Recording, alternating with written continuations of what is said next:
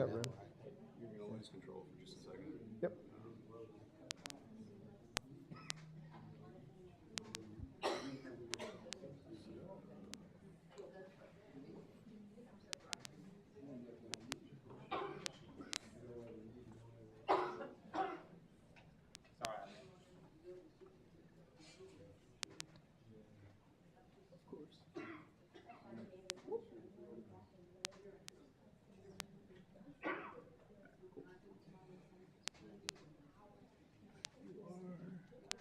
Good to go, Sean. All right. Double check, make sure we're. Yep, we're good to go. All right, thank you all so much, and welcome to the second of KRT's public hearing on our proposed comprehensive operational analysis. I appreciate you coming here tonight, and I appreciate the Kanawha County Public Library for hosting us. And I want to start out again by thanking you for being here. And I want to go over the agenda for tonight's meeting. We're going to cover several things and really focus on KRT. I want to tell the story of who we are, our background, and hopefully help you gain a little bit of understanding of the situation we're in and how we are and why we're here today, which is the study purpose overview. Some proposed service recommendations. These have been out for the last several weeks, talking about what these potential changes could look like. Again, the key word there is proposed. Everything that we're talking about tonight are just proposals. We have a board of 13 members who will actually decide if they want to make any of these changes. They can make some of these changes, they can make all these changes, they can make none of these changes. That's important. That word is the key word. The fourth thing on there is an on-demand analysis. This is a new technology that we're really excited about, that we're going to be diving into and explaining in much greater detail than we did last time. And I appreciate you all for being so patient. And also a fair analysis and recommendations. This is looking at what does it cost to ride the bus? What does it cost to ride other formats of transportation that KRT is looking at offering? And then the most important part for us is this last part, which is the public comment period. We are really happy to say that over the past several weeks, we've had over 400 comments to our second round of surveys. That's a tremendous amount of feedback for us to receive, to give back to our board members, to let them know exactly how you feel about these proposed changes. And it's incredible, and I thank you all for taking the time to take those surveys. All right, let's dive into who are we here at KRT. KRT is a team of 159 employees. You think of us normally as bus drivers, but we do have 92 different operators. We operate 361 days a year. That means there's only 4 days in the entire year that we don't perform service of some sort. And you see 34 maintenance employees. Those are mechanics. Those are, we call them maintenance service personnel. They clean the buses every night. They clean the facilities. They clean the bus shelters, etc. So 34 of those employees, and they actually work 24/7, 365. If you come to our garage facility over at 4th and Stockton, that operation happens night or day, rain or shine. Those mechanics are there working behind the scenes to keep the buses, the vehicles that we use to perform the service operating. That's critically important to our operation. And then the 33 administration employees, we're talking about dispatchers, street supervisors, management, people who have every different type of experience as far as being operators, being mechanics, etc., who have come up through the ranks here at KRT, a team of extremely smart people who I'm really proud to be a part of, who've put a lot of time and effort and energy into this work.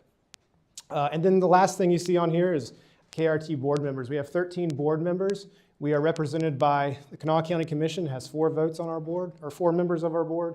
The City of Charleston has 3, and then Dunbar, Nitro, South Charleston, Bell, St. Albans, who am I forgetting, Jacob?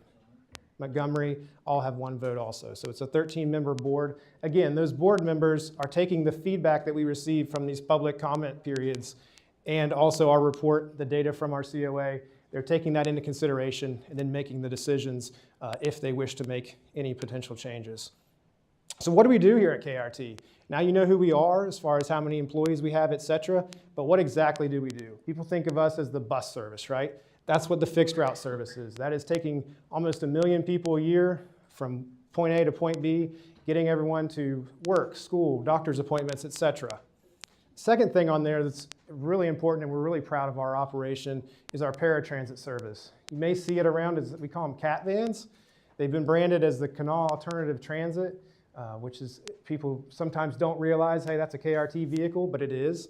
It's one of our on-demand drivers, and that's certainly so important to us because that helps get some of our ADA passengers to and from their activities as well on an actual door-to-door basis, which is exciting, and we're really happy to talk about how that's going to expand out to other individuals as well. The third thing on there that people don't think of KRT for, that is actually that we manage Kanawha County's fuel program. So there are about 116 different agencies, from municipalities to counties to, we talk about the senior services, the sheriff's department, the ambulance authority, who get their fuel from KRT. We have a team of individuals who manage the delivery, the purchase, et cetera, of that fuel. And you also see people who come into our facility at 4th and Stockton on a regular basis to fill up their tanks. So we keep all of those agencies running by providing this fuel program. The fourth thing up there is that we perform emergency evacuations.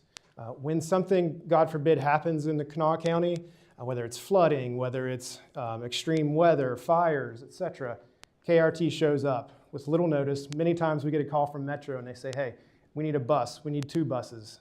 How soon can you be there? And we have a team of individuals on standby who make that happen.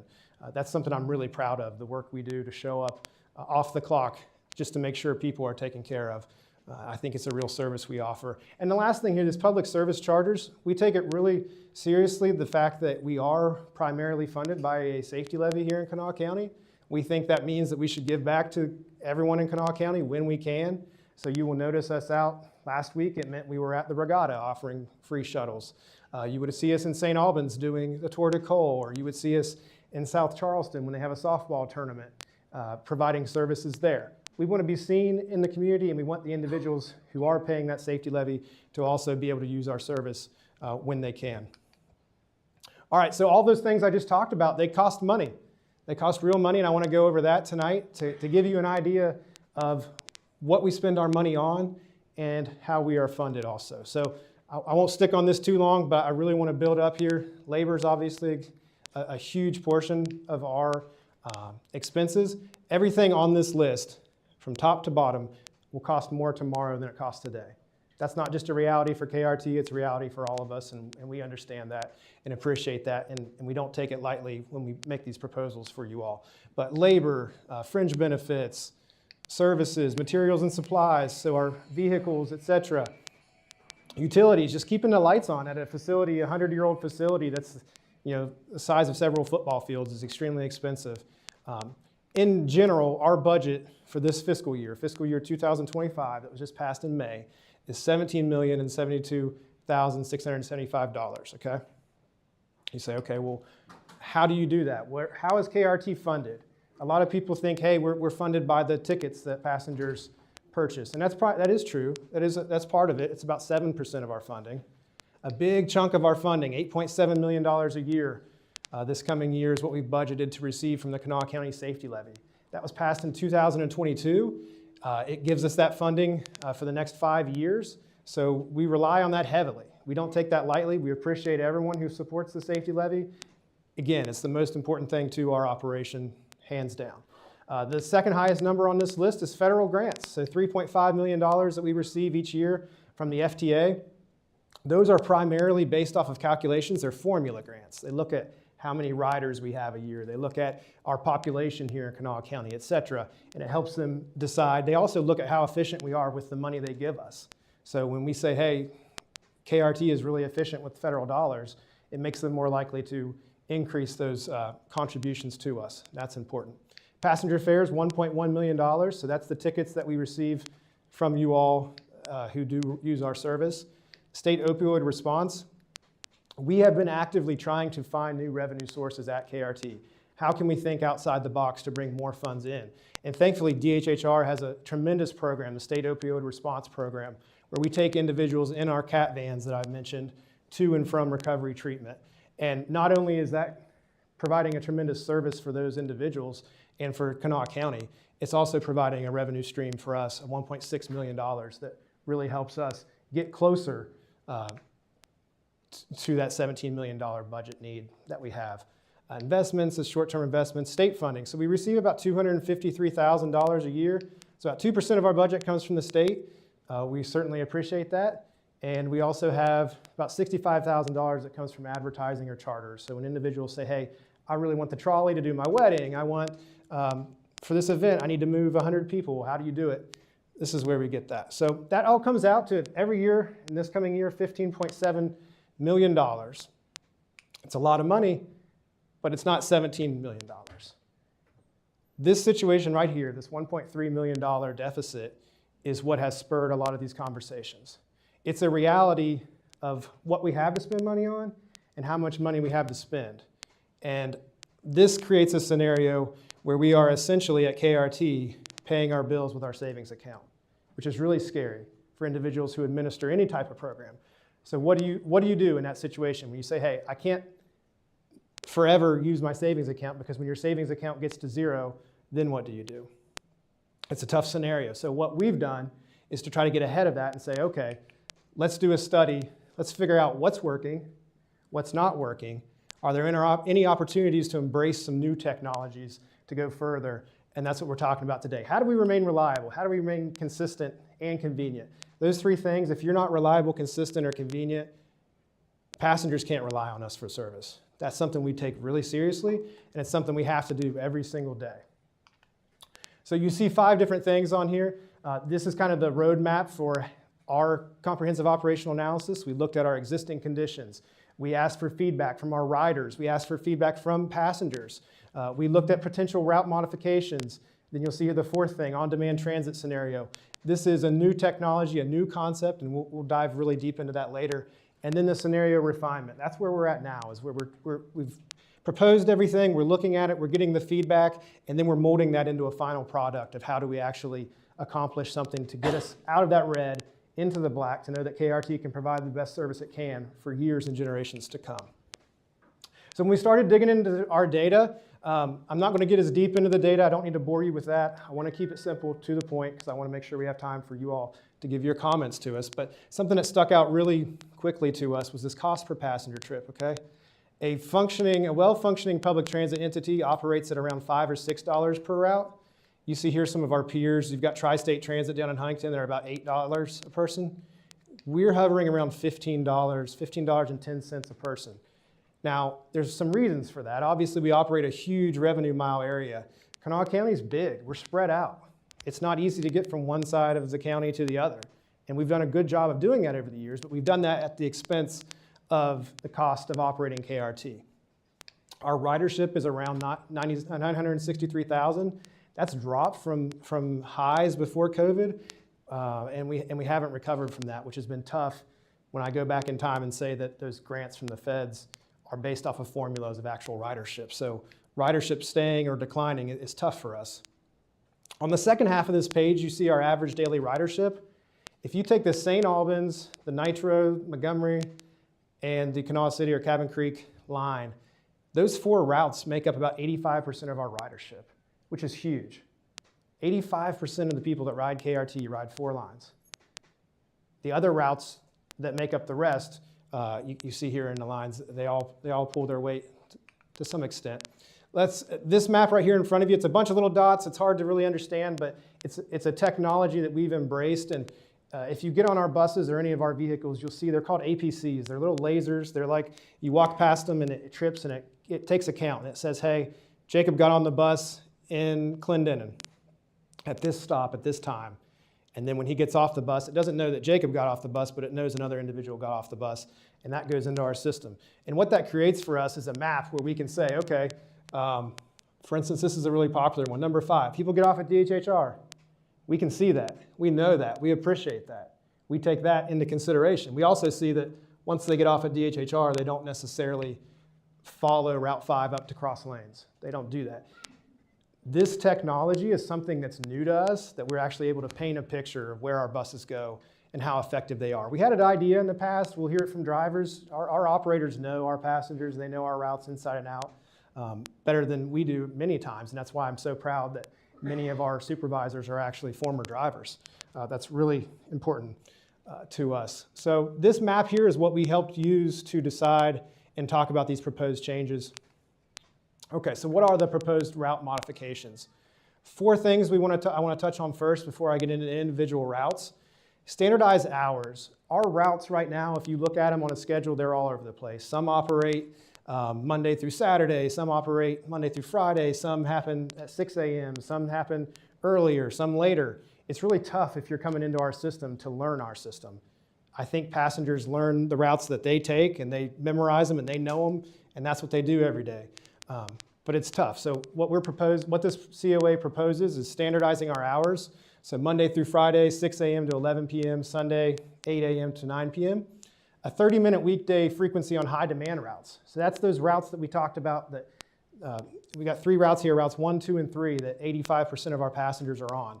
Instead of those being every 60 minutes, bump them up to every 30 minutes to make sure that 85% of our passengers are taken care of with twice the service. Improving our evening frequency, 60-minute frequency after 7 p.m. So instead of relying at sometimes on 2 hours, et cetera, or more, we're talking about 60-minute frequency in the evening. And also improve our frequency for our coverage routes. So route 14, 17, 18, 19, 21, 22A, we're talking about 60-minute service there as opposed to the existing service. The next slide I get into is the one that's scary, and it's understandably so. But this is about 3/4 of our routes. And what you see on this chart are routes. It's also our 2022 passenger cost. So what this is they took the route, they took how many individuals rode the route, and then they divided that by how much the route cost. And you're able to create this understanding of how much does it cost every time someone gets on a particular route. And obviously here on number 15, you see South Hills route stands out really high with $33.36. You've got some of those top 3, the 1, 2, 3, that are actually closer to that target of $5 or $6. And again, those are the ones that we're talking about bumping up from hour service to every half hour. And the number here in the green is simply the savings, how much those routes cost per year. Now, when we did this last presentation on May 31st, some of the feedback, and it was understandable. It said, hey, Sean, why are you using 2022 data? A couple answers. One, we started this study almost 2 years ago. To some individuals who obviously you guys are paying attention now because it's out in these public hearings, we've been doing a lot of work behind the scenes to make sure that this is polished and that we've thought about these numbers, et cetera. So in 2022, this started, but if you look at the ridership, last week, we ended our fiscal year. So coming into July, we looked at ridership on these routes. So when you talk about South Hills, 5,558 down to 5,030, all of the routes are in red that were proposed to be discontinued. Every single one of them has gone down, not up. These numbers here are smaller than these numbers. Except on the top 3 and number 14. What's that? Yep. Travis is going to do something real quick. I apologize.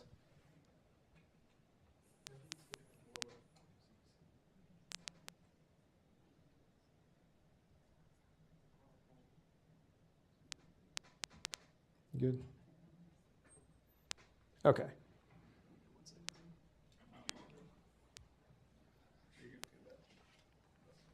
Okay.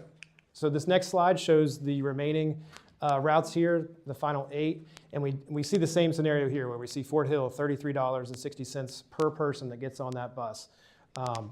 And again, the same scenario there where the ridership went down in 2024 versus in 2023. I wanted to make sure we did revisit those numbers to see if the numbers had gone up or down. Again, this is a fluid situation. If we see something or we hear feedback that's an idea that makes this easier for us to digest or for our board to make a decision, we're going to embrace that. So thank you all for bringing to my attention, hey, let's look at real numbers, let's look at newer numbers, as well as the 2022 information. So we saw those proposals for the routes, and that's obviously tough. When you see the amount of these routes that are in the red, so you say, okay, well, if you discontinue those routes, what happens? KRT saves X amount of dollars, right? It's about $2 million per year, which gets us way closer to that $1.3 million deficit we had, right? It gets us past that. But that means this huge chunk of individuals who ride KRT right now wouldn't have any opportunity for public transit. We're not okay with that. So we said, okay, well, how do we make some of these changes but also provide service to those areas at the same time?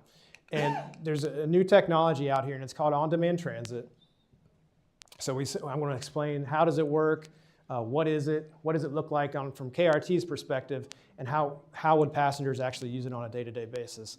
And we're going to go over some maps, and we're going to dig into this because I think something that was missed in the last meeting was some real-world scenarios of if I live here, how do I get there, right? You all want to know, understandably, how will this work? How much will it cost, et cetera. We're going to dig into that tonight. So hours of operation is everything you see up here on the screen, 6 to 11, 8 to 10 vehicles, 30-minute wait time, drop-off window.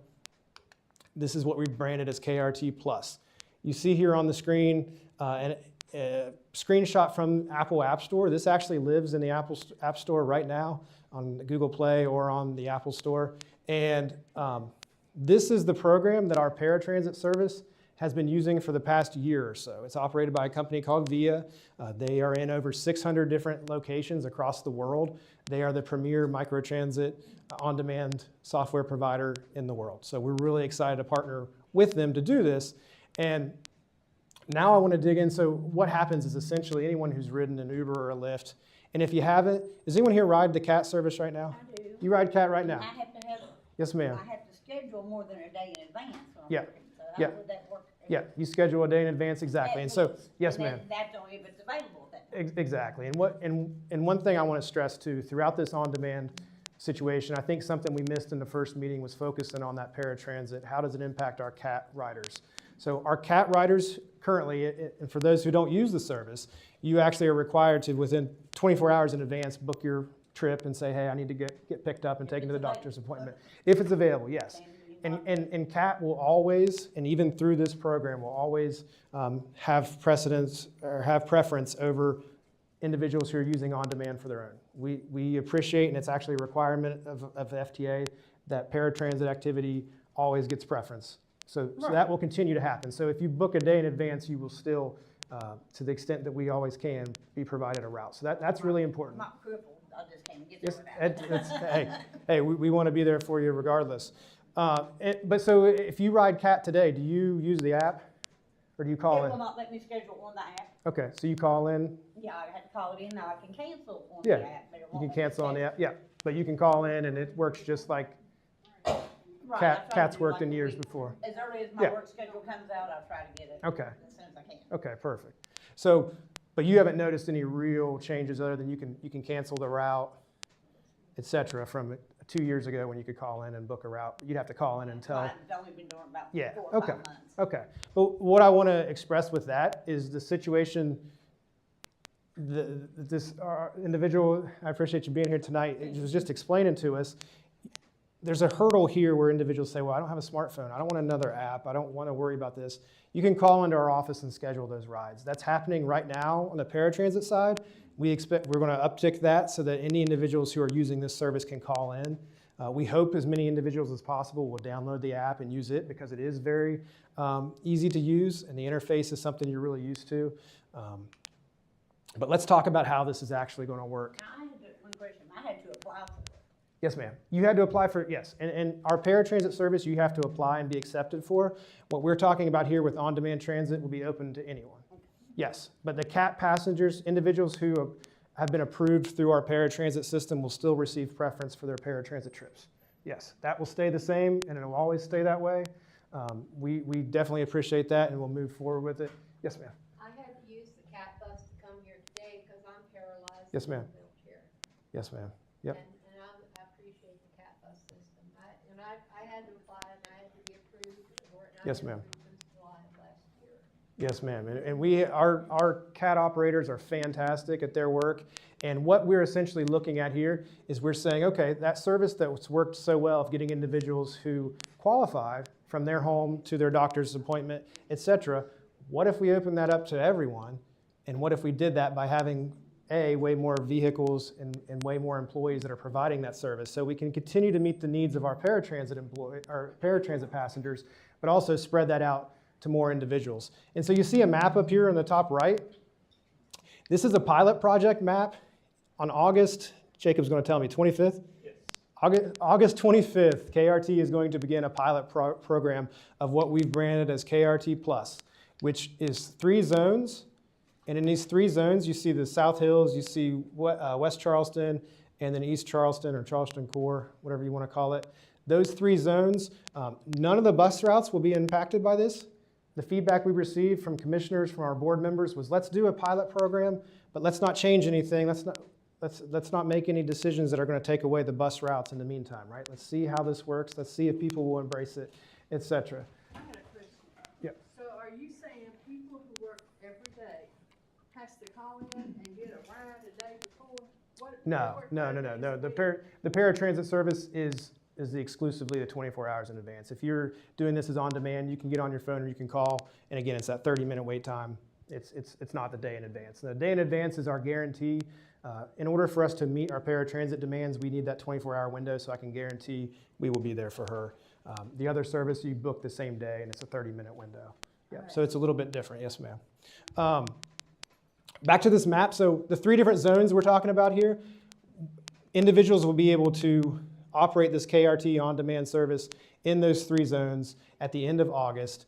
And you might say, okay, well, what does that mean if I live in one of these zones? And we're going to go over that now. So there are 3 different options when we talk about this on-demand paratransit, on-demand KRT Plus option. Option 1 is KRT Plus to a fixed route. Our entire goal with this service, and I'm going to show you a much more detailed map than the one up there on the right, so don't strain your eyes staring at it because we're going to dig deep into it.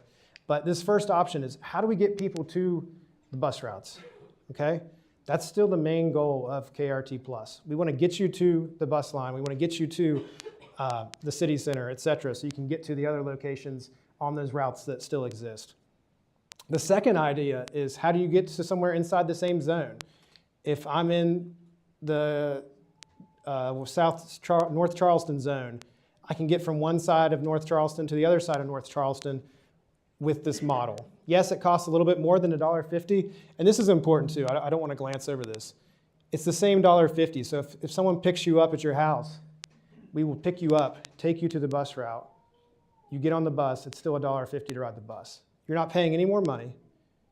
If you want all To day ride pass, that. then you go ahead and get the all-day pass on the KRT fixed route, or do Yes. you have to buy it separate? Yes, you can. No, you can get it all day. That's my answer, guys. Jacob Pittman, my operation director, if you all don't know Jacob. Thank He has the answers to things. Yes, ma'am. So for $1.50, we get you to the bus route, okay? A little bit more, $3 to $5, we pick you up at your house, we take you to somewhere else inside that zone. The third option here is point of interest travel. We're starting out with just the airport. We're saying from any zone, so anywhere in any of these zones, and again, I want to dig into this map later. Any of these zones, we can get you to a point of interest, to the airport. So maybe you don't want to drive to the airport and spend $60 to park there for the week. You can actually take a KRT Plus there or get picked up there and brought back. So this creates a new revenue stream. There's potentially people who have cars who are never going to ride the bus, and we understand that and we appreciate it. But if we can create a new scenario where they are paying into the KRT system too, when we go back to those revenue streams and we see that we get 1.1 million in ridership, hopefully we can bump that up with individuals who have never thought of riding on KRT. But maybe they will ride up to the airport, or maybe they want to get from one side of town. Maybe they want to get home safely from a restaurant or a bar, and maybe we save some people's lives with this system. That's what we're really excited about here. And at this point, I want to go back, and Jacob's going to come up, and well, I'm going to go over the map first, then Jacob. Travis is going to pull up a tool that we have called Remix, and I don't know if anyone's been on our website to pull this up, but it's a system where you can actually dive into the different zones that we've talked about and see street by street. So you could look up your address and say, okay, would I be in a zone that's covered by KRT Plus or not? And if you go a little bit deeper and just zoom in a little bit, Travis. This is, when I talked about a pilot program, I said nothing will be impacted as far as bus lines. This is phase 1. So this is after the pilot program, and we transition into phase 1 of these proposed changes. We talk about, you'll notice here, I think the South Hills route, and then what, Beach Avenue, Jacob, are gone. So those 2 routes are gone from here, and you see that we are spreading these zones out from our headquarters is down here on the west side, 4th and Stockton. We have to do this strategically because we have to learn, hey, how many vehicles does it take? How many operators does it take? We want to do this, and we need to do this slowly so that we grow based off the demand. So that when Jacob asks for a ride, he's not waiting an hour because Sean and Travis and Kurt and Kelsey asked for a ride at the same exact time. We want to make sure that we have the resources available, the operators available, before we get any bigger than this. So this is phase one, and can you go to phase two, Travis? Okay, so phase two, what you see is the on-demand zones get a little bit bigger. So instead of just the three, oh, I can't get any closer. Instead of just the three on the west side and east side of Charleston and South Hills, now you've got South Charleston, South Ridge, Wirtz, Kanawha City, Elkview. And you see that some of the fixed route lines have gone down to 13 different fixed routes. So what this is saying is that when KRT understands and appreciates and believes that we have enough employees and vehicles in order to turn on these extra zones, then those zones turn on. And then Travis, go to phase three.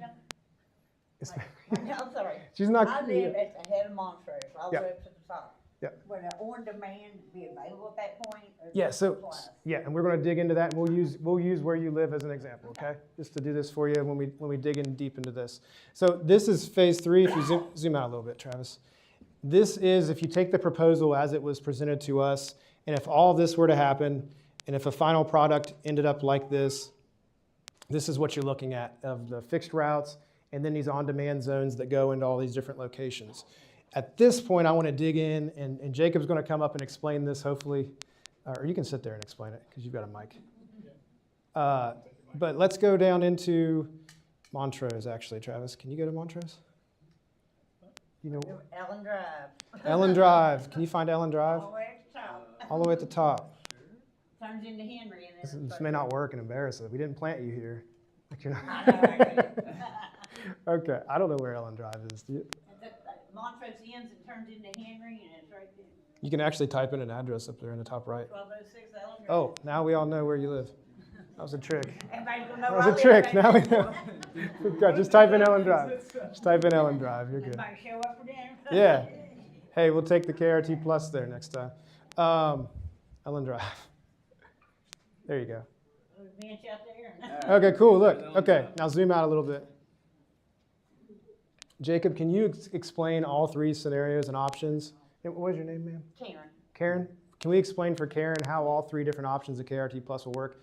And then Travis and I are going to ask you questions to hopefully explain. Thank you. So with option one, where KRT Plus would pick you up and take you to the fixed route bus, so the vehicle would come to your address there and take you down to the St. Albans route there on McCorkle Avenue. Let's say you want to go to the city center. I work in Nitro. Nitro? Okay. Marketplace. So it'll take you down to the St. Albans line.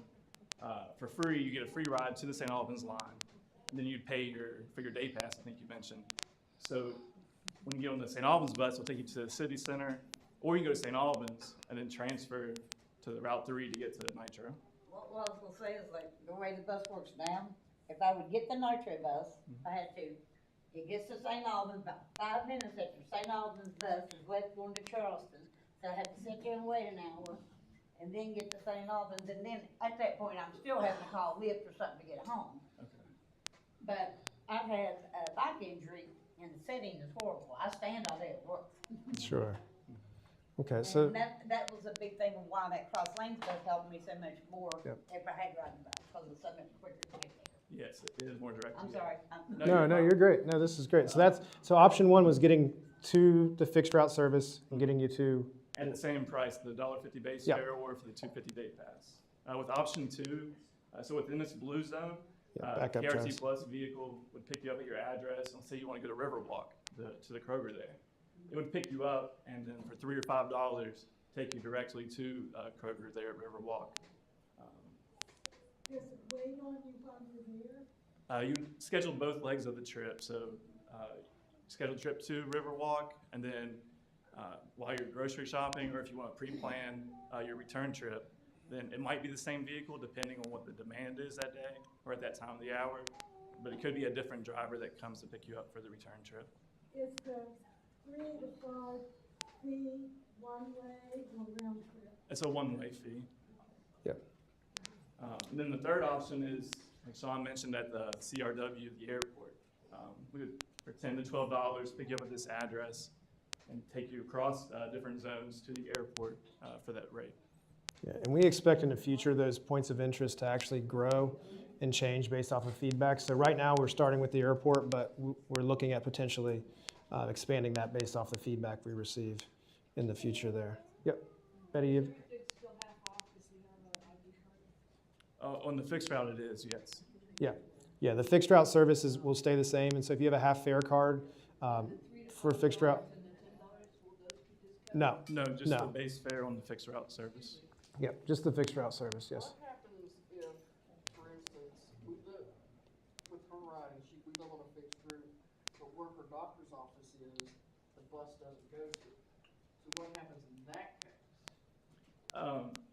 So on the first option where I mentioned it comes to your address to pick you up, it'd be similar on the opposite end of that trip. There'd be a location where you get off the bus at the bus stop, and then the KRT Plus vehicle would come and pick you up from there and take you to the doctor's office. And that's free as well? Yes. Trying to think what we had other questions for you. Yes, sir. It seems very bewildering. I'm a Yeah. very low-tech person. Sure. Yeah, Amish man.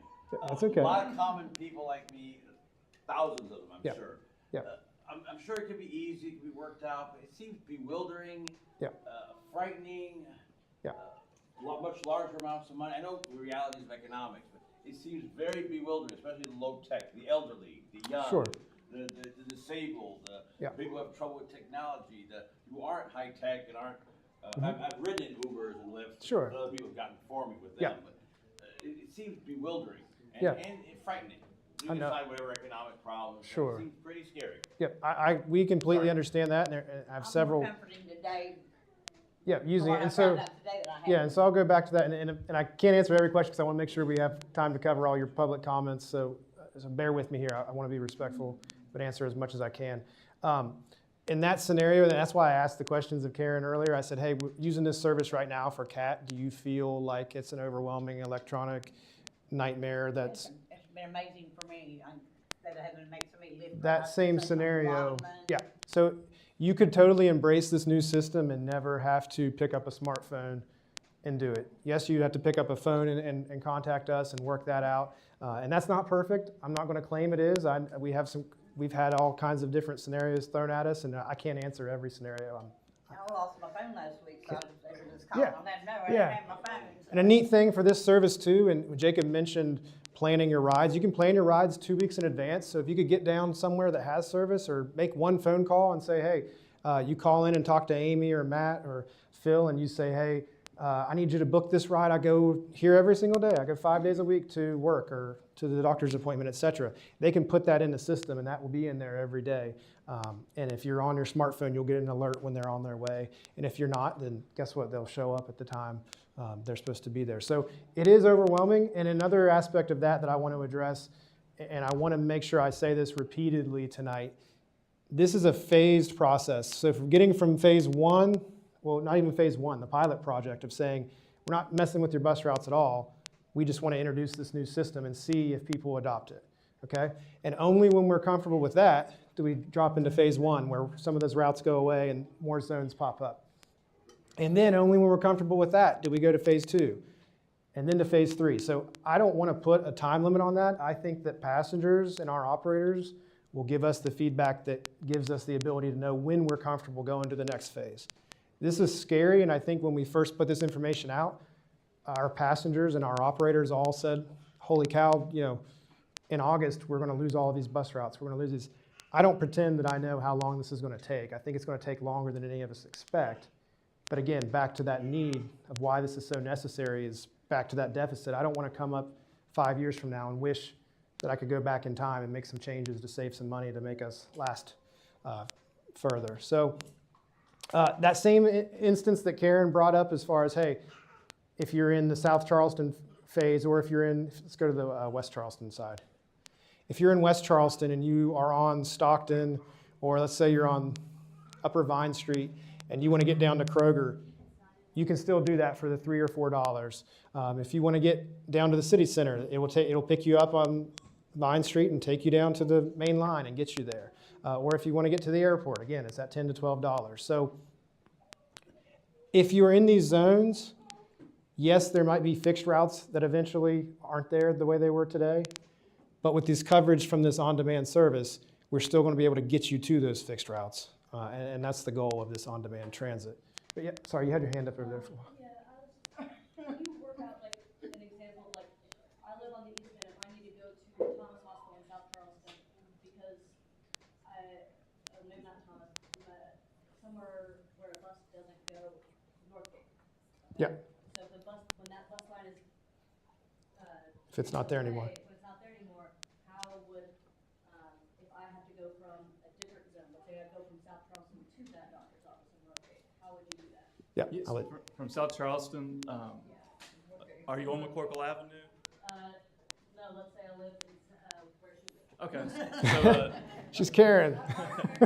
Everybody yes, gives me. so Where's the from Karen where signs? Karen lives, the KRT Plus vehicle would come pick you up, take you down to the St. Albans route on McCorkle Avenue, and there you would pay for your fare, and then take you to the city center. And then the bus might continue on to the east end if it's a Cabin Creek bus. It would take you to the Capitol Complex. There you would get off the bus, and another KRT Plus vehicle would pick you up there and take you to the doctor's office at Northgate. St. Albans bus, we go past that, How many, how much that does bus. that pay? So $1.50 for that base fare, or if you want a day pass, $2.50. Yeah. And then, so even when I get off at the other end, it also would take me where I need to go, since it's not on the bus line anymore? Correct. Oh, thank you. Yeah, and so that, when you travel from zone to zone, it does get more complex, depending on how many zones you want to go from. I'm not going to pretend that it's always going to be more convenient than what getting on the bus was. This, though, maintains the ability to get there, and that's our goal with that. But that's a great question, yes. It's a complicated question. Quick clarification question. Yes, sir. You mentioned that the system would allow you to be picked up from your house and brought to a nearby active bus line. Would it work in reverse, where after you got off the bus line, there'd be a vehicle who could take you home? And would it cost more to do that? It would, and then there's no cost for that trip from the bus line to your home. That much I knew. Okay, just wanted to clarify. Wait a minute, Sorry. that doesn't make sense to me, because you said it was not a round trip. So where is there a free trip into that? So the free trip, the no-cost trip, is if you're coming from a fixed route bus to a KRT Plus vehicle. If you're transferring to a KRT Plus vehicle. KRT Plus is the charge. If you use a KRT Plus vehicle from the pickup location to your drop-off location, that's Yeah. where there's a $3 to $5 charge. Go ahead, sorry. We'll answer But- one more, and then we'll carry on. Yep, yes, ma'am. Yes, you. Yep. Well, we might save some money if we combine some of the routes. Like, for example, the Institute and Nitro buses, they both go the same direction, but the Institute is just half the Nitro bus. And then any buses that go towards Montgomery and Kanawha City way. Exactly. No, I mean, again, this is what's so integral to this system, is hearing those ideas and those thoughts. And I appreciate you having those and sharing them with us, because it's part of what we need to take into consideration. Can we go back to the PowerPoint there, Travis? All right, great. Oh, got it. Okay. Oh, it took me back to the beginning.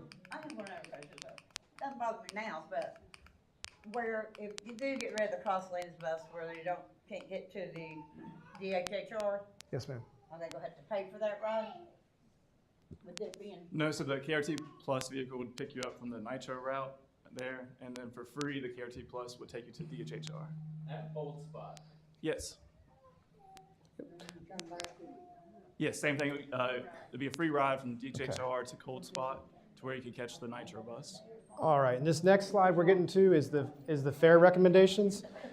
Fare recommendations you'll see on a lot of our single ride tickets. We actually have a proposal to keep that exactly the same. You'll see that our our 1 day pass, we go from $250 up to $350, and the 31 day pass, we're saying, hey, instead of $60, let's take it down to $50 for individuals. You'll see on the right side, that's kind of just printed out here, but I underlined one line here, and it's a new concept for us, and it's called fare capping. And what fare capping means is for individuals who spend $350 in a day, or if they spend $50 over the course of 31 days, the system, if you're using our mobile ticketing platform, will stop you from spending any more money. So some individuals you may spend over the course of a month, right now, you may spend your $50. will that count also as what you pay on the KRT Plus or not? Yeah. So, No, this is on the I fixed got route, you, Chad. buses only. Right, yeah, okay. buses, yes, sorry. So, okay, so currently, there are individuals who, at the beginning of the month, they don't want to purchase a 31-day pass, understandably. But over the course of those next 31 days, if they buy a one-day pass, they're spending way more than the $60 or the $50. What this fare capping system does is it says, okay, KRT received the $50 maximum we want out of you for the month for your service. We're going to cap that. That's the fare capping term. And then the next time you get on the bus for the rest of that 31-day period will be free. And that's a giving back to the passengers I know who when use they the first service. got those tickets online, there was an issue. Yes, People yes. complaining, they gotten that all straightened out. They've gotten that all straightened out, yes. And that was, yeah, that was, I And mean, there's I just also- heard people talk about it, and I was like, I couldn't lose that money, and then I yeah. couldn't What, have money to get. what happened was for a couple months of that service, the vendor we used for that was not actually taking funds out of people's accounts. And so they did it all at once, and we said, hey, no, you can't do that way. And we stopped them. We gave all of those funds back to the passengers who had used them to make that right. And so we appreciated that, and we've remedied that really fast, and we have not had any problems with our mobile ticketing since then. So And really, also, I was going to say, for those that don't want to use the mobile app, there's a plastic reloadable card that you can add funds to that would be able to allow you to take advantage What of is fare the mobile capping. what is the mobile app? So we've got, No, I mean, yeah, what's the name of it? yeah, it's the Transit app is what we use. Transapp? Transit, TRANSIT, yes ma'am, yeah. The Transit app, and the Transit app is where you can do the mobile ticketing, et cetera. Okay. Did I forget anything else, Jacob? Okay. All right, so here's some frequently asked questions. You guys have covered several of these already, but I want to make sure I touch on some. Time frame, again, that pilot program of the on-demand transit that does not change anything to do with the bus routes. We're talking about starting that in late August. Phase 1, 2, and 3, I'm not going to put a date on there because that's going to be driven by you all and by the feedback we receive from our operators on how does it work, are there enough vehicles, what is the demand, et cetera. What happens to CAT paratransit? No changes. If you qualify for CAT today, even if the location, we do a calculation for individuals with the CAT service that they must live within 3/4 of a mile of our fixed route service. We are going to keep, if you've qualified for CAT today, you will qualify for CAT tomorrow, even if that fixed route goes away. We're not going to pull CAT out from under your rug. If you qualify today, you will qualify regardless of this. And you will also, when you book your rides 24 hours in advance, you will still receive preference over individuals who are using the KRT Plus service. We want to make sure we take care of all of our paratransit. Yes, yes ma'am. Smartphone app, what if we don't have it? Again, you can call and book your rides in advance. Will it cost more? If you're getting to the bus route, it's still $1.50 each way. We want to maintain that for as long as we can. We think that's fair. We think that the passengers of KRT who have used this system for decades should not be paying for this. All day. Yeah, same all-day pass, yes ma'am. Alternative, so we had people after the first meeting too that said a bunch of great ideas of, hey, what if you did this? What if you did that? How could you get rid of that $1.3 million deficit? And we've thrown around ideas, and again, I think when our board meets again on July 25th, these proposed changes will be on the agenda, and I think that anything is on the table, but we've internally thrown around, what if Sunday service didn't happen? There's several, we're the only public transit entity, maybe Morgantown in West Virginia does it. Morgantown does it. Morgantown and KRT operate on Sundays, but nowhere else does. What if Saturday service, we did the math of if Sunday service was gone and if Saturday service was only on 1, 2, 3, 19, 21, and 22, and if weekdays, instead of canceling those routes, we cut them in half. So instead of coming 8 times to where Clendenin, we would come 4 times, et cetera. And we did the math on that, and Jacob, what was the magic number you got to? It was around $2 million in savings. It was around $2 million in savings. So this sounds on paper, that sounds easy. It sounds easy to understand. It seems way less complex than what was proposed in those changes. From individuals who have studied this for literally a year and a half, I think the other plan personally is more passenger friendly. This is much easier to understand, right? I mean, that makes sense to people and it saves money. So again, I want to imply that nothing's off the table. Our board is listening. This meeting matters for that reason. Who will be driving? We're talking about our existing KRT operators. We are extremely proud to be a unionized shop. Our operators are the best, we think, in West Virginia, the United States, and we treat them accordingly based off of that. Any new employees that come on to perform this service will also be those same KRT drug-tested, background check drivers. You're not getting in an Uber with someone who just decided to download the app last week. you're getting in there with someone who's gone through our training program, and that we are proud, and we're also, will hold accountable for the situations you experience inside of your vehicle. So that's also very important to us. And the last question here was just why now? And going back in time to that $1.3 million deficit, we spent a lot of time to study what changes could happen in order for us not to literally run out of money. We need to make changes now of some fashion so that 3 or 4 years from now, when we go to pass a budget, we have the funds and we don't have to just be limited to cutting everything across the board. Even those fantastically operating routes, the one that carry 85% of our passengers, that is the why now. And what's next? We started this journey in October of 2022. We spent the last 2 years looking at data, getting feedback. Again, 400 comments from those surveys. That's tremendous. The fact that we've gotten that much, it was just amazing to us and really helpful. On July 25th, we have our next KRT board meeting. The COA proposed changes will be discussed at that meeting. I don't promise you that the board will take any action. They can talk about it. Being on the agenda means they can discuss it. Whether they take action there or not, I don't know. There's a lot of feedback and a lot of data for them to look at and interpret also.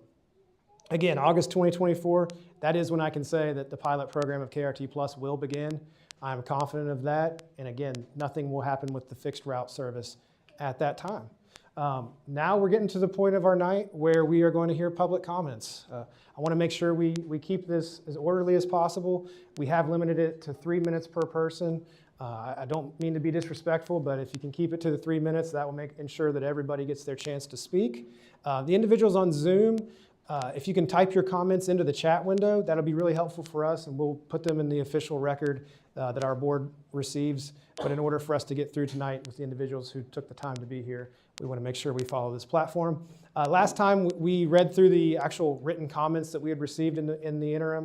We're going to suspend that tonight for the sake of you all who've spent your time here. You don't want to hear me read any more than I've already done. Karen's giving me a thumbs up, so we're going to keep going that way. All right, so an individual who had number 1, if you want to come up and, yep, you're on the floor. You get 3 minutes and, let me turn this off.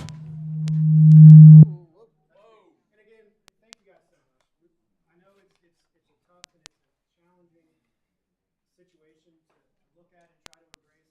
I can promise you there's some really smart people who are who've spent a lot of time on this, and we are being very careful to make sure that any changes we suggest have the least possible negative outcome for you all who do make our service possible. So thank you again for your time, and the floor is yours. Thank you. Can everyone hear me? All right. Ladies and gentlemen, I am here today to oppose the changes KRT are planning to its bus system. These changes would cause severe issues for people who rely on the bus to live their lives. I personally am autistic. I currently cannot drive and cannot help who I become. A lot of people cannot help the way life goes, cannot help their mental and physical concerns. Life just happens. A lot of us feel like you aren't taking us as seriously as you should. Just from the press and social media releases, you seem to have made up your mind already without saying so. Last time I was here, I pleaded for you to meet in the middle with us. Yes, we want to help you save money, but we don't have to go through flaming hoops to get transportation. Even some of us might have to move the areas closer to the main bus line if this goes through. I have worked for the same state government agency for 15 years. I love where I work. My coworkers and acquaintances are like my second family. I have decent insurance, retirement, and money. I have put so much blood, sweat, and tears into getting these things, and they could possibly disappear if just one decision that's made here. I'm not the only one. I ask a lot of people joining us tonight. Some of us cry ourselves to sleep wondering if this is it. One thing that breaks my heart is watching hopes and dreams die over $1. When management decisions of frivolous spending, along with proposing a system that may lose money instead of making it, maybe along with possible ADA violations, it isn't a wonder we are in this position, this room, right now. You're saying we need to cut back, no more spending money. But you guys spent money to pay another art bus. That isn't right to your passengers and drivers. Why not cut less loops, like you said earlier, or make less loops, or even make super routes of Clinton, Elkview, and the young lady back there had a couple good ones. Make one big route. Finally, I want to say to you something very important. We are not as gullible, naive, or nor as stupid as you think. Everybody rides public transportation is not a drug addict, grifter, homeless, etc. There are many different narratives between all of us, passengers. There are many sides to every story. You cannot comprehend the Pandora's box you will open if these cuts go through. A lot of people could lose their livelihoods. Are these proposals worth it? I don't think so. And one thing I want to mention is the population of Kanawha County, and this includes routes that aren't even available, 175,000. Some of the cities that you guys are basing this off of have 5 times the population. This is not going to work here. And I just want to say that I just wish you would understand how much this is going to hurt people. And my time's up, so thank you, everyone, and thank you, gentlemen.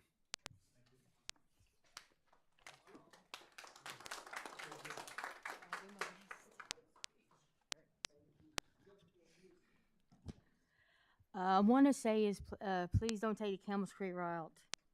You need to sit down and talk to the passengers and the drivers and go on a route with them to see what changes need to be done and things they make things better. Please consider doing that before you make any decisions on this. People at Campbell Creek need this bus route. People, please work with us, not against us, and think of the passengers and the drivers.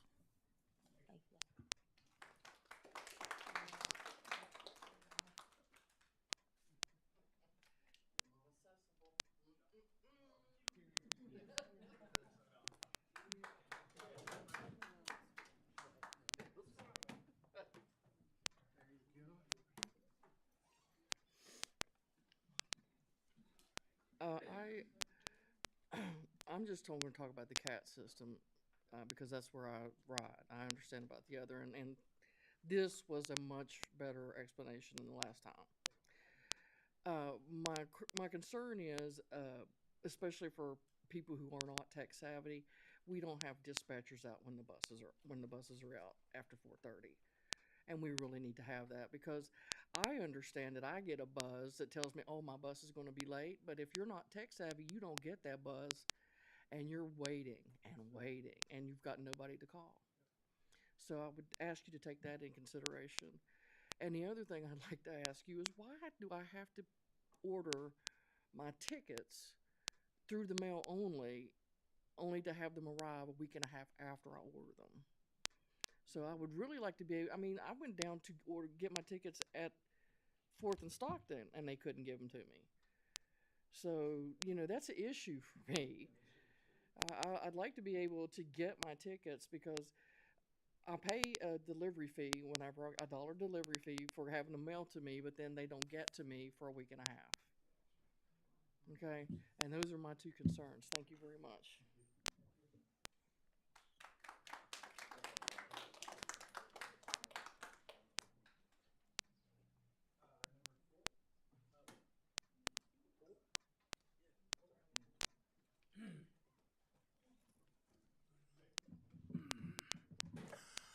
I've ridden the bus all my life, and I studied the system 2 years before I moved here in 2019. When you have to make cuts, you have to make cuts. But let's be reasonable and responsible because you guys get capital funds and operating funds. Now, capital is strictly for buses and that kind of thing. Operational is a whole different world because how are you all saving money when you hire, like, I've heard many people say over 10 new administrators.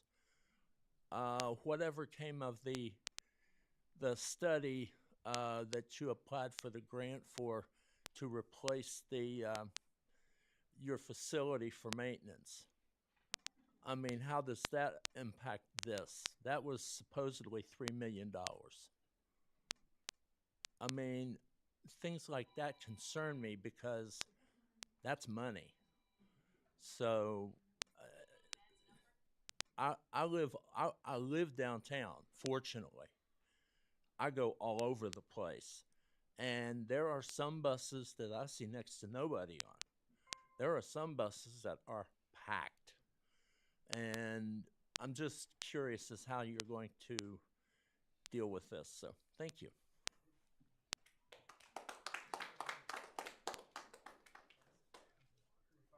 Right here.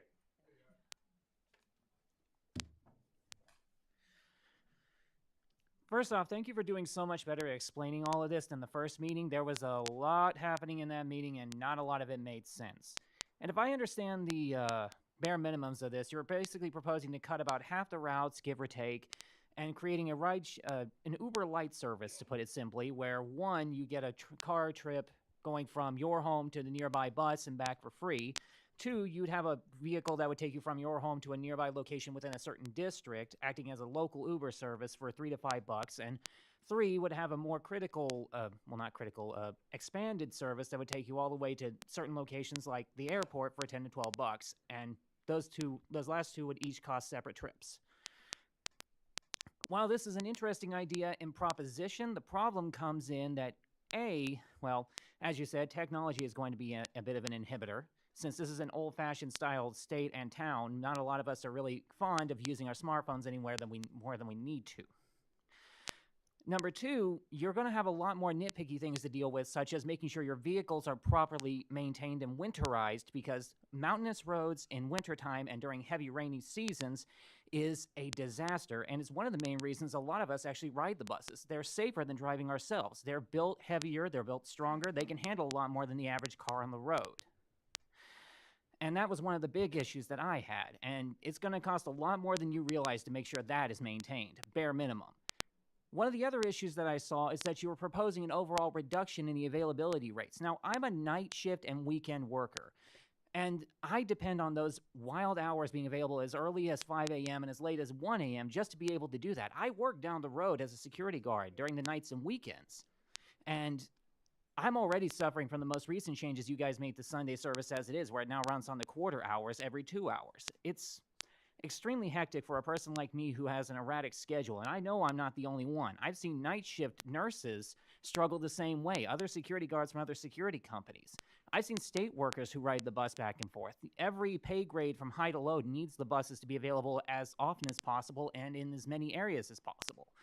Could these proposed changes with the KRT Light work? Theoretically, if the area that we lived in was more closely designed together to work, but we are way too expanded and way too embedded into mountainsides for standardized vehicles, no matter how hard you try to make them adaptable to these conditions, to really compensate for. And I wish the idea would work, but I don't think it will. I think you need to deep dive back into the think tank and try a little bit harder and find some better proposals. And with that, I will walk away. Thank you for your time.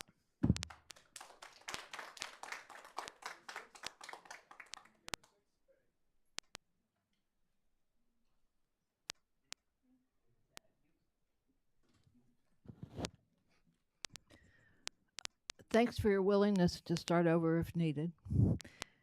In the little picture, I'm asking that you leave the trolley as it is, expand the hours to Sundays and holidays, and note that it serves both residents and tourists. And also on the South Hills route, leave that pretty much as is. In the big picture, I'm suggesting that whoever is doing the planning ride the routes and interview the riders, as someone else said. Look at other plans for the county and work with them. Work with all the funders to get more money and not assume that we just have the same amount of money to work with. Include the plans for new facilities and options so that all of us can see how this all fits together and have input on that. And always put the riders first. Thank you.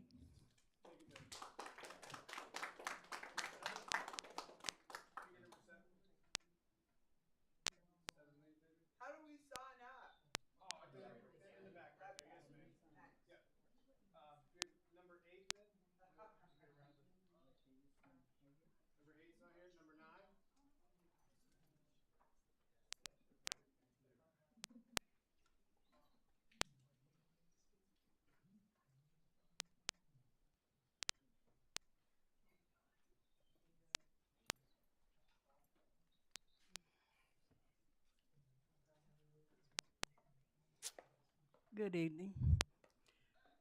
Again, I want to say thank you for doing this again. This was a better meeting. Nobody was shouting or being hateful or angry. But I would like to say I would wish y'all would keep the LQ pinch bus. I think again you can cut out the Saturday route. Not very people ride that bus. Cut out the 10 and the 2 route. I'm on life-saving medicine and I need my insurance and my job. I'm sorry for getting emotional, but you know, this is wrong. There is people out here that needs their medicine and they need their jobs and they need their home and they need to live. You know, if you take away these buses, these people are going to die. Does that not matter to y'all? I know when y'all's bored, y'all have lawyers. These people out here, we are poor. We have to work. We're not like y'all. We don't have money, you know. We were born poor. And we have to get out here and work. We have to survive. Now, do you want us to get out here and die and go on welfare and unemployment, Social Security? I don't. I am a worker. And I want to continue to work to the day I take my last breath. Now, I know for certain y'all have these little boxes on your bus, these little square boxes. Y'all spent $2 million on them, and y'all didn't even put half of them in your buses. Now, that's a waste. Now, I'm telling you, I'm out here working, and I want to work. I want to live. I don't want to lose my house, and I think y'all can do better than what you're doing. And, you know, I'm not angry. I'm just upset because, you know, like the man said, people go home and they cry every night. He wants to work. Do y'all want to work? Do y'all want to die? Yes. Do y'all want to be on welfare? No. Do you want to be on food stamps? No. Do you want to lose your houses? No. Okay. Do you want to be in hospice dying because you can't have no way to pay your bills or anything? This is not right. I think y'all need to reconsider this. You know, I think, like I said, you can take the Saturday out on Elkview and do the 10 to 2. And I appreciate y'all, and I think y'all can do better. And thank you for your time.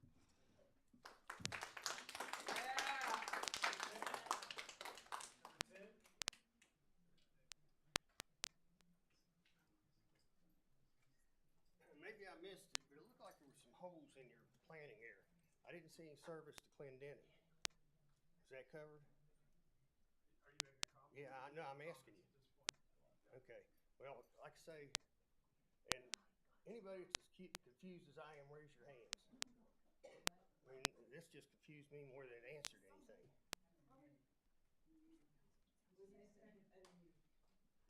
Number 11, please. It's all right, I'll stand. I live over in the Edgewood area, and I'm very partial to the Beach Avenue bus, of course. And that leads me to the certain analysis, is that I recognize that there are such times as financially hard times that things will have to be reduced. Oh, I'm sorry. Let me stand up, though. Yeah, that's better. I'm losing my time. Here we'll restart for you. Yes, sir. All right. I'm very partial to the Beach Avenue bus, and I recognize the reality of financial decisions that have to be made in services and available money that takes care of that.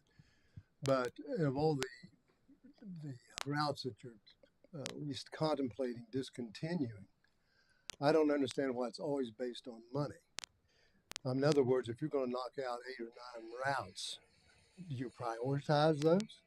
Do you look at just the bottom line of how much it costs or how much they're not bringing in?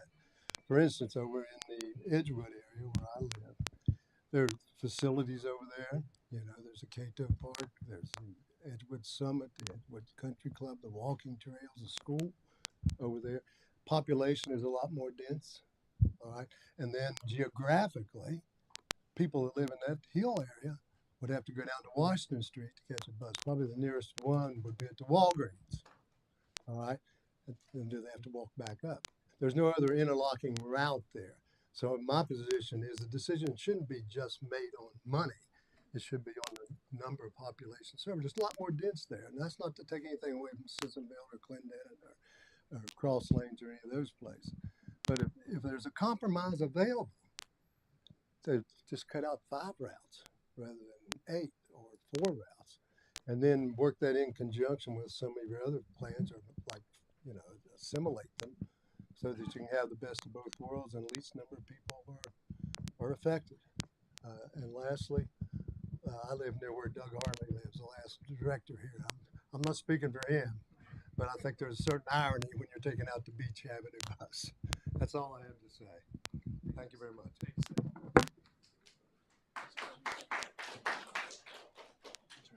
Number 12, please. Me, right here. Oh, right here? Yes, ma'am. Right to you. Oh.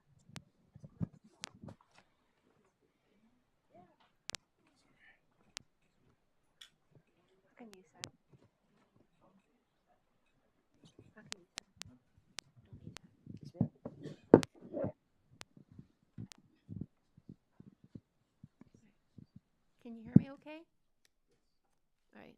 My name is Mary, and my concern is not just about all the buses, but concerning the Beach Avenue bus, the Montrose, or excuse me, the Montrose bus, Route 18. And just saying,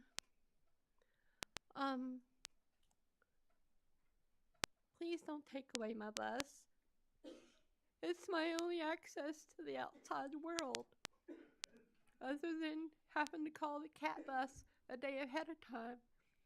If I get the urge that I want to go to the library, or if I want to go see a movie, or visit family and friends, I can look at my watch or look at the clock on the wall, and if it's Monday through Saturday, I can say, oh, I can catch the bus. It's going to be here in about a half an hour or 45 minutes or an hour and a half, and I can have my caregiver help me get outside, and we can catch the bus together, because that bus has a lift, just like the cat bus does, and I can go somewhere.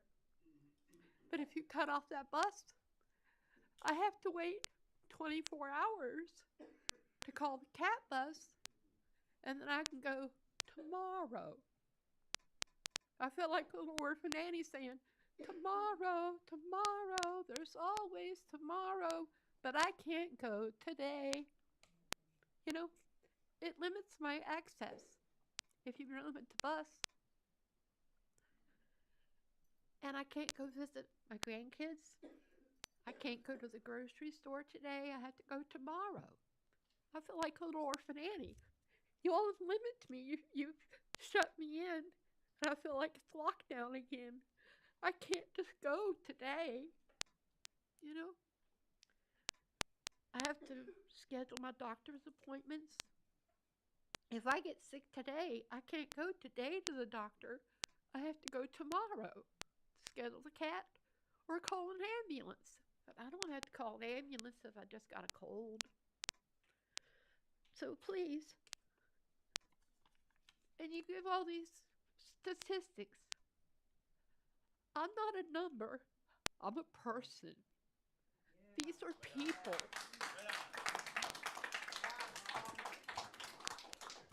And with that, I thank you for listening. Oh, God bless you. And good night. Yes, ma'am. Thank you so much for that. And I do want to make a quick comment there.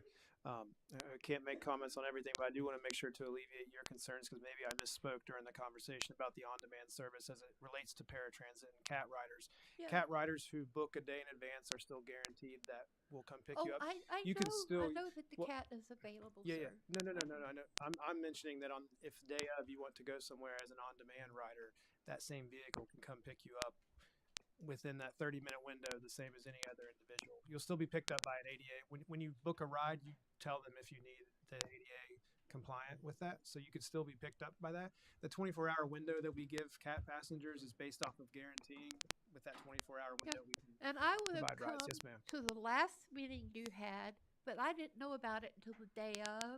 Yes, ma'am. And I called the cat dispatcher, and they said, sorry, we can't do same-day service. So I didn't come to your all's last meeting, or you all would have heard heard my voice then. Yes, ma'am. So Understand. Thank you. thank you. Yes, ma'am. Number 13, please.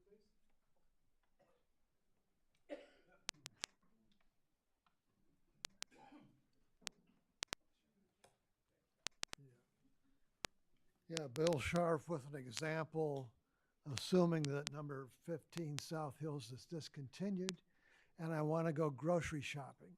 So I call a KRT on-demand vehicle and go to Kroger's. The key question is, what happens on the return trip? I call for a KRT on-demand to take me home 30 minutes in advance. Now, three things could happen. The return vehicle can be early, it could be on time, or it could be late. If it comes early, will it wait for me to finish my checkout? And if it comes late, what do I do about the melting ice cream? So my question to you is, or what I'm trying to say is, I think retaining the fixed route number 15 is far more reassuring to me than a KRT on-demand vehicle. Thank you.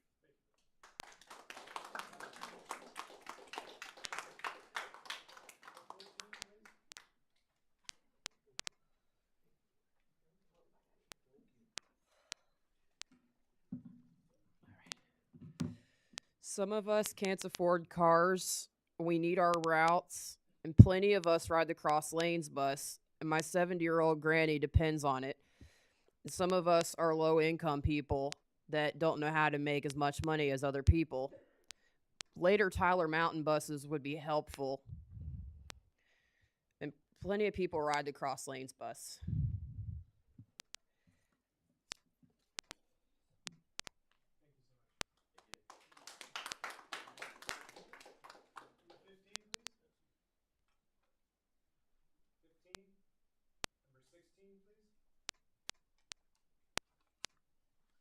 I was at the last meeting with you, everybody, and like I said, my friends, a couple of them lives down Tire Mountain, Cross Lanes area.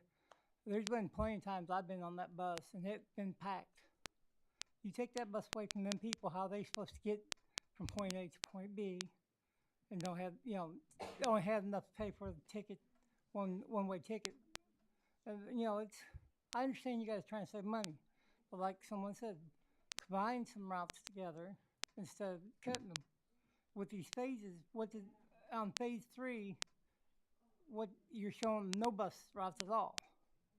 What are you guys going to cut all bus routes, or just certain ones, or the way it looks like to me, you was trying to cut all of them on phase 3. And it's confusing to a lot of us. And I ain't the only one probably confused about this. And the last time I was at the meeting, I stood up and I said I stand up for the bus drivers, and I still do. And it's wrong what you guys are trying to do. I know you're trying to save money, but it's wrong trying to cut these routes to try and combine them. Like someone said, ride with them on a daily basis. One day when they're picking up people and you see, there's people at 11, 12 o'clock waiting for a bus to still go to work in Cross Lanes area. Down towards Tire Mountain area. How are they supposed to get to work if they have to walk up to Captain D's to catch a bus to go to work? That's why I think you guys should look at a little bit more better and keep it in mind. Thank you.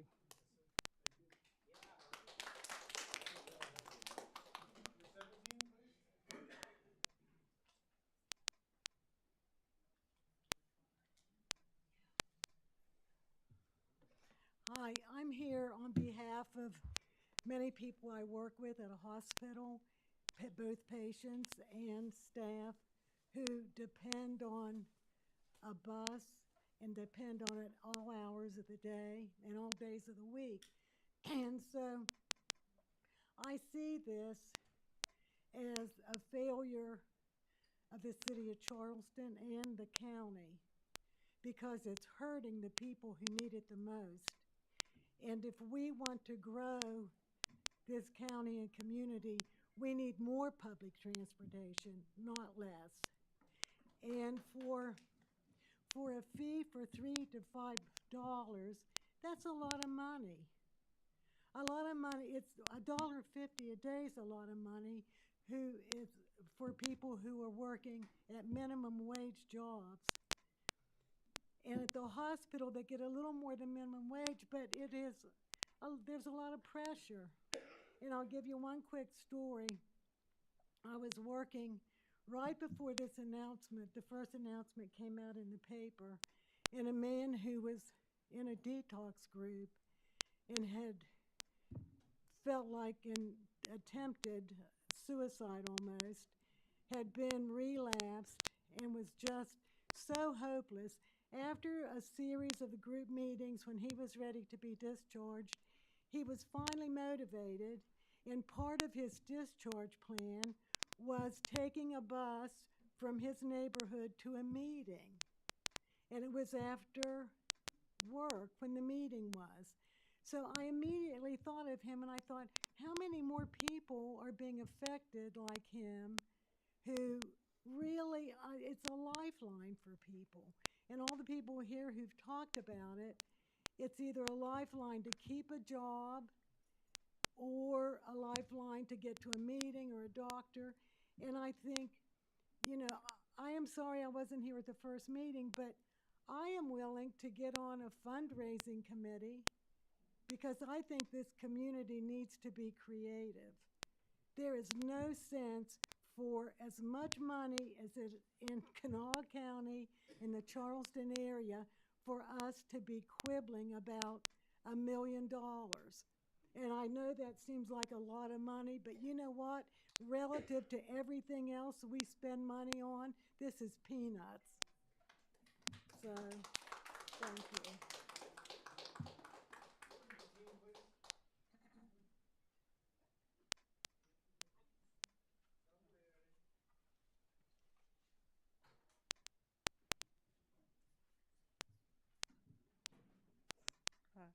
Can y'all hear me?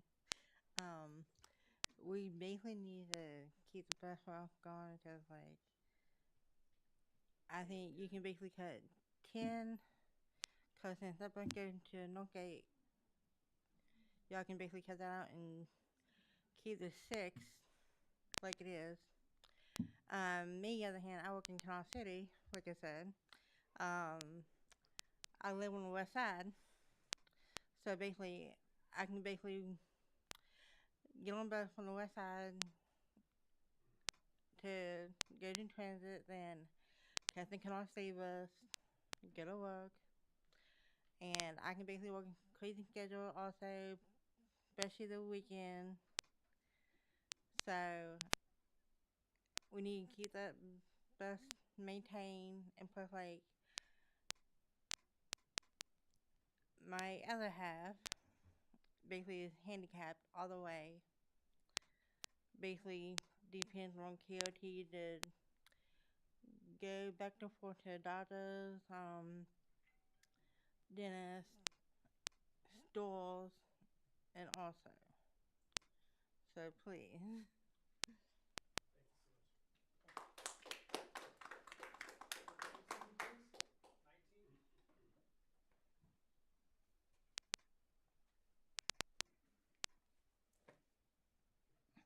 I'm Donna Spencer. I live up Elkpoo Way. And I sure appreciate because the priority is the only way. Me and my oldest daughter have gone to the store and the doctors. Because my other daughter, she works at the dentist's office. And priority is the only way me and my oldest daughter have fit anywhere. And that's the only way we have going to stores and doctors is priority from Alpine and Pants. Thank you.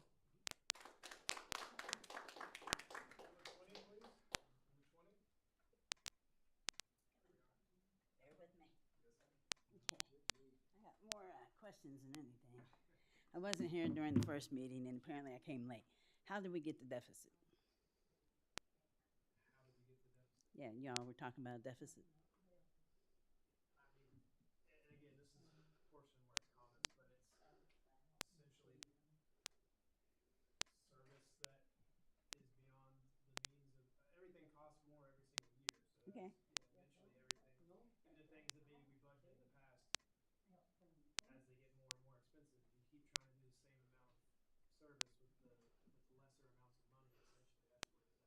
Well, I'll be on the fundraising committee.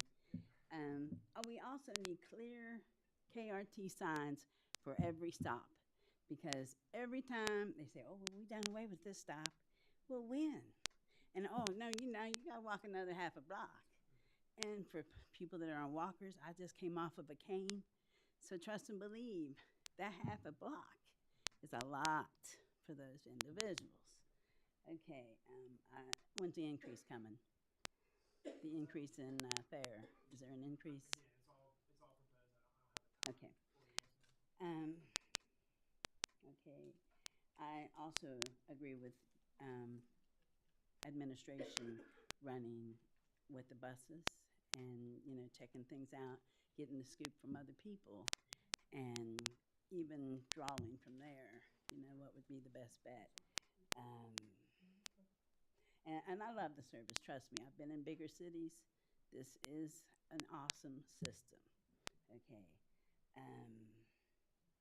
But also, I just came from Montgomery yesterday, and there's 3 people on that huge bus. So why do you not take the smaller buses to the ones that have the fewer people, as opposed to the huger bus that's going to make more gas, of course, and more maintenance, things like that. And I don't know about the other ones, cross lanes and stuff, but if there is more of a demand, if that bus is full, because I used to live in Dunbar, and it was standing room only when I had to go home in the evening at 11. And, you got to ride all the way there. Plus, you're going past to Institute and Nitro, which, by now, a lot of the people have gotten off, and I can now sit down. But still, for those routes that are more full, again, if you would ride, you would 9 times out of 10 see the needs of the people. So I appreciate your time. Thank you all. Thank you.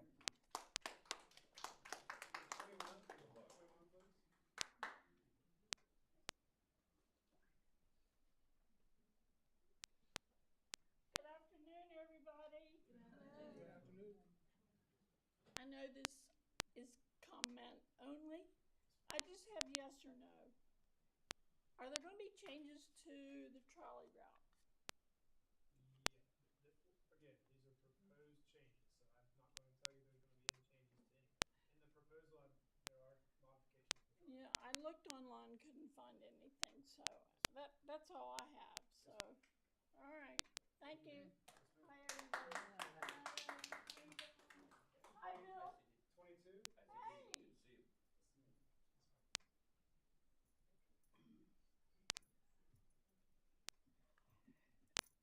I'm going to start off and say you never cut out, you always cut back, if there's the possibility.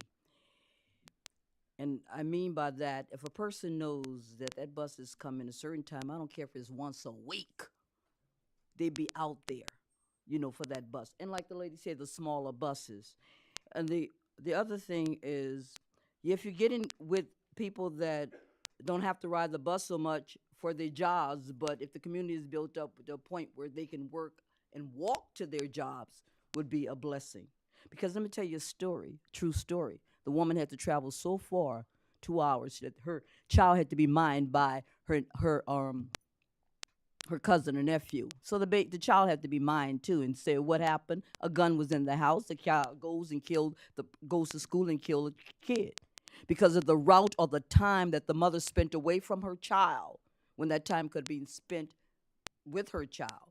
So, like you say, your lives are at stake here when people have to travel so darn far. And you know what else? When I came here and I was appalled by Brewster Place, the hill, that, wait a minute, no weekend, no one time up maybe and one time come down.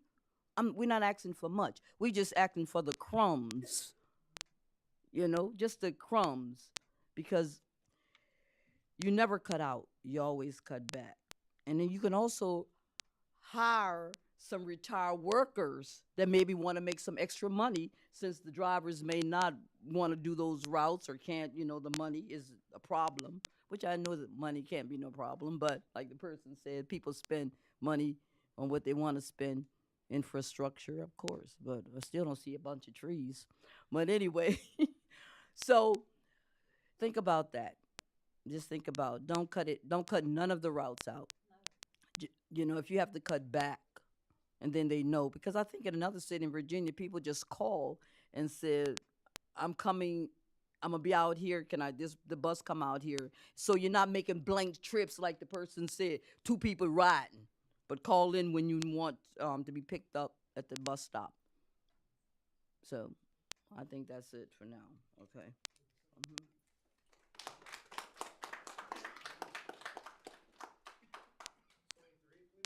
Here I am. All right.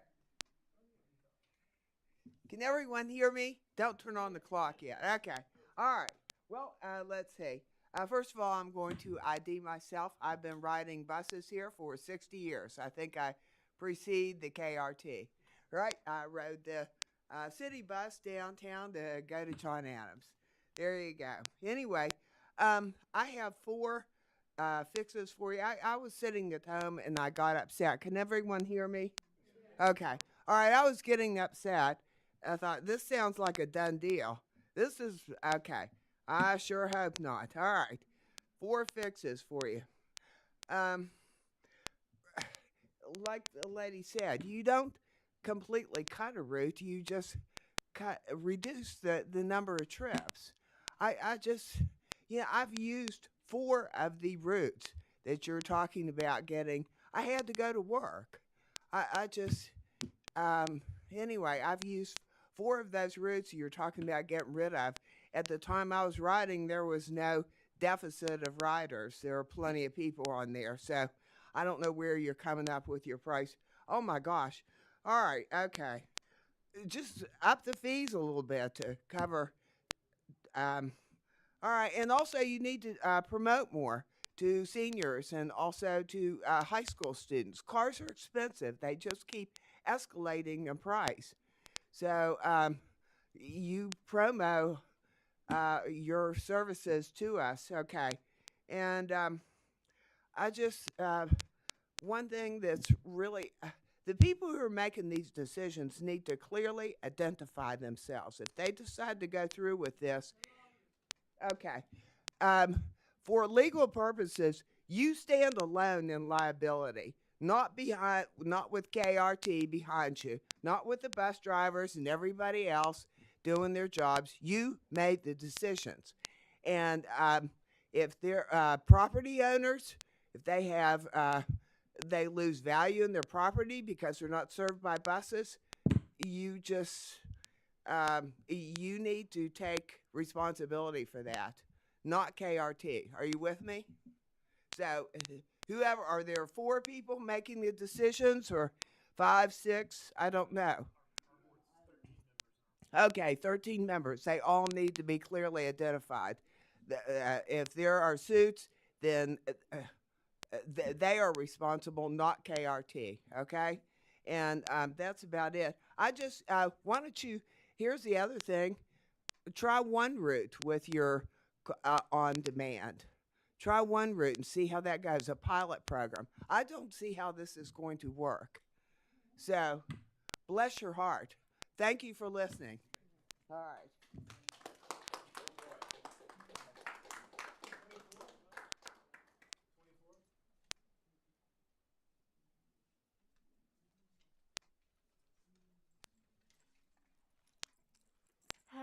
Hi. Do I know what to say? Anyhow, take advantage of public comment when available. I have been riding KRT since about 2004 when I moved to Kanawha Valley. Charleston, live, work, and play. I have lived, learned, and worked and played by KRT transportation and KRT ability. I don't drive, never had a license, will always be dependent upon transportation, public transportation, and other people. Bridge Valley moved up to Tech Park, and the bus route to that is much more limited to when it was at Institute, co-located with West Virginia State University. So, of course, I don't see myself attending college, and of course, the evening classes that were sometimes required, definitely not. Saturday service, of course, isn't available. I choose where I live and where I'm going to work based upon KRT availability.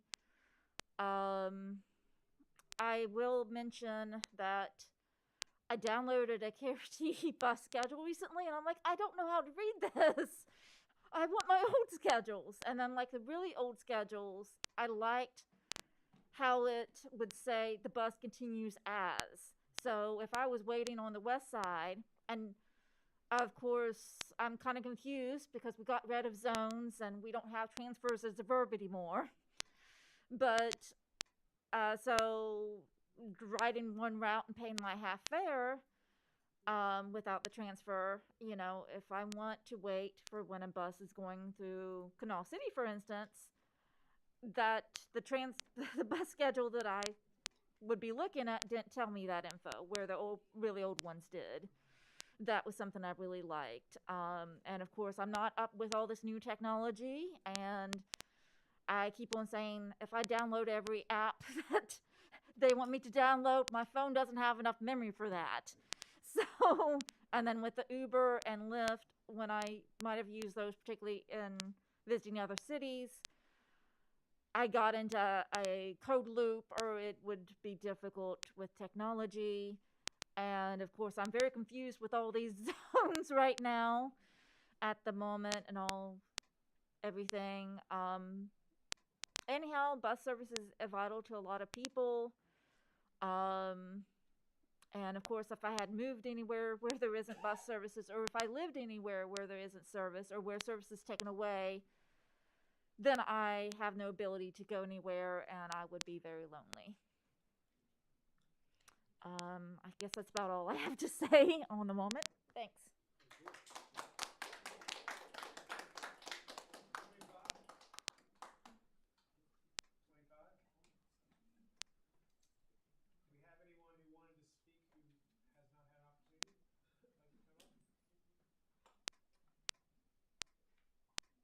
You have to put yourself in other people's shoes.